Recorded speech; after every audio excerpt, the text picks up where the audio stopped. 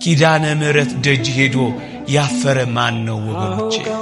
እሷ ለምኗት ድረሽልኝ ብሏት ከልጅሽ ከወዳጅሽ አማልጂኝ ብሏት ምስጢር ያልተፈታለት ቋጠሮ ያልተበጠሰለት የተሰነጠቀው ያልተጠገነለት የተሰበረው ያልታደሰለት የፈረሰው ያልተጠገነለት ማን ነው ወገኖቼ? እንዴ ከጥቅስ በላይ አይደለች እንዴ እሷ? ምእመናን እኔ አንድ ተአምራት ልንገራችሁ።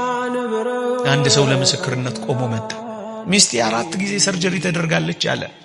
እጢ ለአራተኛው ሰርጀሪ ሆስፒታል ስንገባ 20 ሺህ ብር አምጣሉኝ አለ። 20 ሺህ ብር መስጠት አያቅተኝም አለ። እኔ ግን ንግግሬ የተወደድሽ ኪዳነ ምሕረት ይቺን ሚስቴን እባክሽ ከዚህ በላይ ሰርጀሪ አትሰራ እባክሽ አንቺ ፍቻት እያልኩ ሆስፒታል ውስጥ እመቤታችንን ማናገር ጀመርኳል።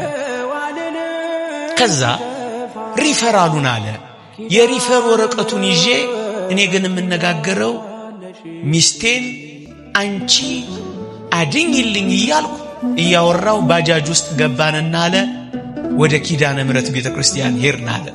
በሸክም ነው ያለችው አለ።